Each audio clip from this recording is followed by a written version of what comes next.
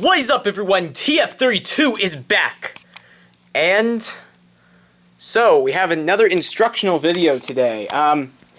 Since my Famicom burnt up and died, basically, it didn't really burn up. It's still right here. Just gotta move some stuff. My Famicom is right here. Come on. It's right here. It's still here. It just doesn't work anymore because I didn't have a power down converter, but more on that later. So I'm going to show you guys how to plug one of these into that TV. This that I have right here is a Sharp Twin Famicom. It plays both Famicom and disk system games. I don't know if the disk drive works for 100% of the games. The only game I have right now is Akumajou Dracula, which is basically Castlevania. But I don't, much like the other video I made, I'm just saying right now, I don't think there are enough videos online that are descriptive enough about how to plug these things in. And I'm going to make sure that I have a correct method of doing everything.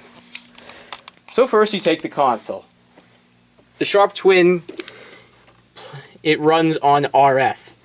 So what you do is you basically, I'm going to unplug this thing and I'm going to show you how to plug this in. These are the yellow and white cables that come with it. What you want to do is connect these cables to the yellow and the white, at least for my TV. It's not that bad. You just plug the yellow into the yellow and you plug the white into the white. This is for video, the yellow is for video, the white is for audio. So, this thing is plugged into here. Right here is the power down converter. As I said in my last video, Japanese consoles run 100, all US outlets run 120, and what I did not know is that my Famicom was slightly deep frying. My wall socket was slightly deep frying my Famicom console. And now, you don't really need to worry about like channels going up to 95 or 96 or anything. As long as you have it plugged in, as long as you have the yellow and white cables plugged in like that, all you need to do is go to the AV input right here. At least this is for at least my TV. I'm not sure how y'all's TVs are, but now we're going to pick a game. I don't know. I'm not really paying attention to what I'm picking. Okay, Tower of Draga. This is a Japanese only game. You know what? How about Gambare Goemon Karakuri Dochu? I've been playing this game for a while. And now what I'm going to do is flick the power on. Oh, by the way, one thing I'd like to mention is that this switch right here controls which unit you use. So before I actually play Gambare Goemon, I'm just going to pop that open. This ejects the cartridge. And if you have, this switch right here controls what you're doing. If you have a switch this way, you can play Famicom games. If you have it switched that way, you play disk system games. Now what I'm going to do is power this on and show you what the intro screen for the disk system looks like for the Sharp Twin.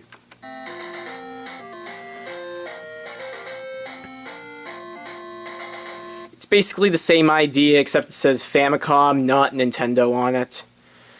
And you still have Mario and Luigi running around. This looks okay on a flat screen TV, but I truly believe that this was built to be played on an old screen. On like an old-fashioned television system, you know? So what I'm going to do is just power it off, and now we're going to put Gambare Goemon in and show what this plays like. Oh yeah, I have to switch that to the white for Famicom. Also another thing, these controllers are really short and they're hardwired in, so every time I play this, I'm forced to play this close to the TV. It's a little annoying. The first player controller, you have select and start, B, A, and the directional buttons. For the second controller, you have everything except for select and start. What you instead have is a microphone, and very few games use this. I mean, I know that in Zaruda no Densetsu, basically, Zaruda no Densetsu, that's what it is. It's basically the Japanese Legend of Zelda, but only the disk system version, because there's a Famicom version as well. You yell something into the mic, and it kills all the Pole's voices that are on screen. Those are those bunny heads that are in some of the dungeons. But, however, due to this, I mean, if you're playing like US Super Mario Brothers, you might notice that second player, like if you're doing two-player co-op mode, you can't. And if you're the second player, you're playing as Luigi, you cannot pause. Only the person playing as Mario can pause the game. And I think that's real bullshitty. And this right here is the reason why. Because the Japanese version of Super Mario Brothers did not enable start and select. It did not have start and select for the second controller. So, let's power this thing on. And now, Ganbare Goemon Karakuri Dochu. This is an adventure game. I'd say it's very similar to Little Red Hood. I did a review of this game back in 2012. I'm willing to revisit it at some point, maybe. But yeah, that's how you plug this into a flat screen TV. And again, make sure you have a powered down converter. You will fry the console. Do not forget that. Otherwise, you'll end up having blown your money. I spent maybe 80 or so bucks on this, and I don't want to blow anything. I also have a portable Famicom. The box is here, but it's up in my room. FC Mobile 88. That's like a built-in cartridge for the mobile system. Anyone who has epilepsy probably will not be a fan of playing that game.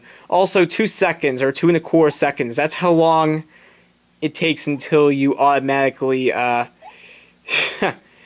it automatically loads the demo. That's very fast. But then again, it's a fast-paced game. Look at the timer. I might do a playthrough of this at some point, but I don't know why I would want to torture myself. We'll see. I'm not entirely sure whether or not to do it. It's really ultimately up to me. But yeah, this is how you plug it in. Make sure to have the power down converter. Make sure that you have the yellow, white, and red cables on the back. As long as you have at least one yellow and white, you should be good. I just have one yellow, one white, so it wasn't too difficult for me to figure out what to do. But yeah, I did one for the Famicom. I figured I might as well do one for one of these, for the Sharp Twin, Famicom Sharp Twin. And yeah, that's the episode. My friend Riley Sky 100 managed to fix this up for me in just about a year. But it's cool. So, until my next video, TF32 is peacing out. Have a good night, y'all.